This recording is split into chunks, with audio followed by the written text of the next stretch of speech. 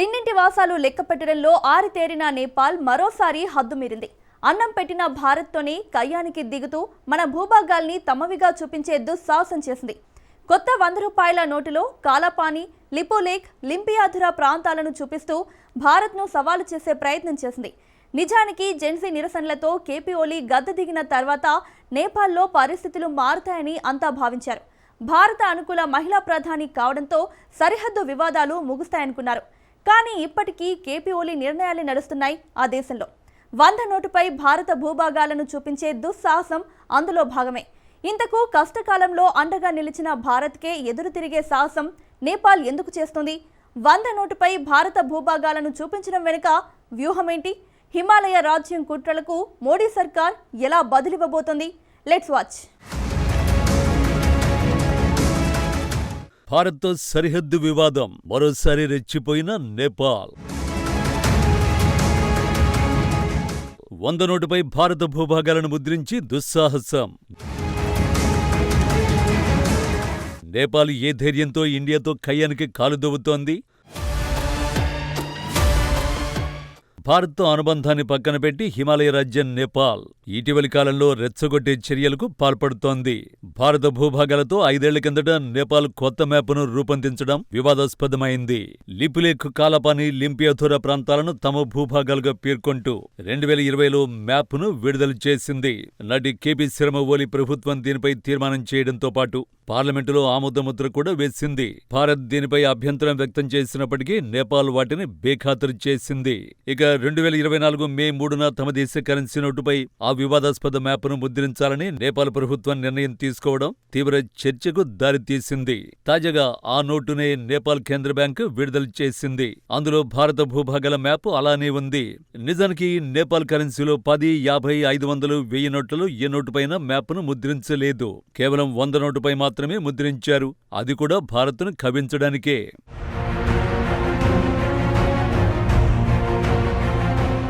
నేపాల్ కేంద్ర బ్యాంకు విడుదల చేసిన నోటులో మాజీ గవర్నర్ మహాప్రసాద్ సంతకం ఉంది.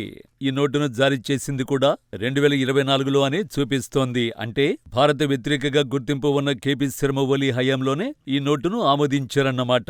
ఇటీవల జరిగిన జంజీ నిరసనలు కేపీ ఓలీని గద్దె దించేశాయి. ప్రస్తుతం నేపాల్ తాత్కాలిక ప్రధానిగా భారత్పై అభిమానం ఉన్న సుశీల కర్కీ ఉన్నారు. అయినప్పటికీ ఆ దేశంలో కేపీ శర్మ ఓలీ నిర్ణయాలే అమలవుతున్నట్టు అనుమానాలు వ్యక్తమవుతున్నాయి. ఎందుకంటే నేపాల్ మ్యాప్లో వివాదాస్పద లిపులేఖ్, కాలాపాని, లింపియాధురా ప్రాంతాలను చేర్చింది. కొత్త 100 నోటుపై ఆ మ్యాప్ను ముద్రించాలని నిర్ణయం తీసుకుంది ఓలీ హయాంలోనే. ఇప్పుడు అతడు పవర్లో లేకపోయినా ఎప్పుడో తీసుకున్న నిర్ణయమని చెబుతూ కొత్త నోటును బయటకు వదిలారు. సరిహద్దు వివాదం విషయంలో మోడీ ప్రభుత్వం కూడా నేపాల్ కుట్రల్ని ముందు నుంచి తిప్పికొడుతూనే ఉంది.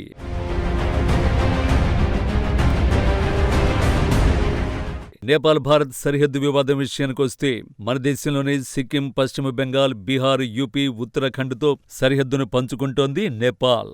అయితే లిపులేఖ్, లింపియాధురా, కాలాపాని విషయంలోనే సమస్య అంతా. 370 చదరపు కిలోమీటర్ల విస్తీర్ణంలో ఉన్న లింపియాధురా, కాలాపాని, లిపులేఖ్ ప్రాంతం మన దేశానికి చెందినవే. కానీ నేపాల్ ఆ నిజాన్ని అంగీకరించడం లేదు. ఈ వివాదం అసలు ఎప్పుడు ఎలా మొదలైందో తెలియాలంటే బ్రిటిష్ కాలం నాటి పరిస్థితుల్ని ఒక్కసారి పరిశీలించాలి. ఆంగ్లో నేపాల్ యుద్ధంలో హిమాలయ దేశం ఓడింది. ఆ సమయంలోనే అంటే 1816లో ట్రీటీ ఆఫ్ సుగౌలీ అమల్లోకి వచ్చింది. ప్రస్తుతం నేపాల్ పరిధిలో ఏవైతే ప్రాంతాలున్నాయో అవే ఆ ఒప్పందంలోనూ ఉన్నాయి.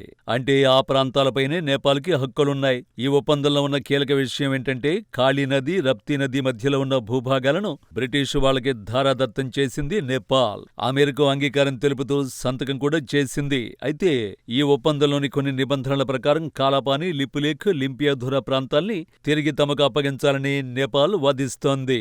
ఇక్కడే అసలు వివాదం మొదలైంది.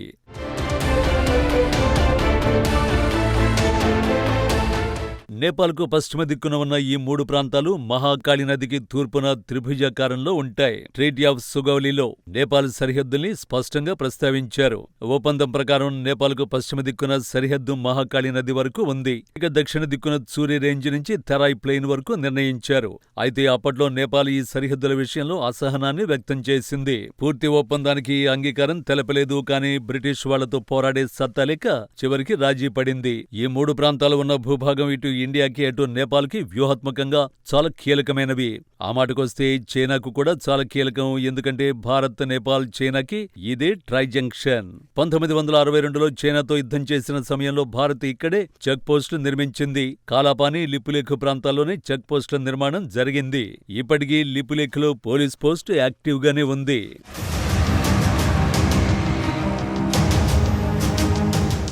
ఇదిలా ఉంటే లింపియాధురా లిపులేఖ్ నుంచి కాళీ నది పుట్టిందని నేపాల్ వాదిస్తోంది. ఈ రెండు ప్రాంతాలు నదికి తూర్పున ఉన్నాయి. ఇవి నేపాల్లోని ధర్చులా జిల్లా పరిధిలోనే ఉన్నాయని, ఇవి ఖచ్చితంగా తమవేనని తేల్చి చెబుతోంది. భారత్ నుంచి కొంత సాయం పొందేందుకు అప్పట్లో రాజులు లిపులేఖ్ని మ్యాప్ నుంచి తొలగించారని వాదిస్తోంది. అంతేకాదు 1962లో చైనాతో యుద్ధం ముగిసిన తర్వాత అప్పటి ప్రధాని నెహ్రూ హయాంలో నేపాల్ రాజు మహేంద్ర కాలాపాని ప్రాంతాన్ని భారత్కి అప్పగించారని అంటోంది. కేవలం భారత భద్రతను దృష్టిలో పెట్టుకుని తాత్కాలికంగా నిర్ణయం తీసుకున్నారని, అది పూర్తిగా తమదేనని అంటోంది. సుగౌలి ఒప్పందం ప్రకారం కాళీ నది తూర్పు భూభాగం భారత్ పరిధిలోకి, పశ్చిమ భాగం నేపాల్ పరిధిలోకి వెళ్ళింది. అందుకే తూర్పున ఉన్న లింపియాధురా లిపులేఖ్ తమవేనని నేపాల్ వాదించడాన్ని భారత్ తీవ్రంగా తప్పుబడుతోంది.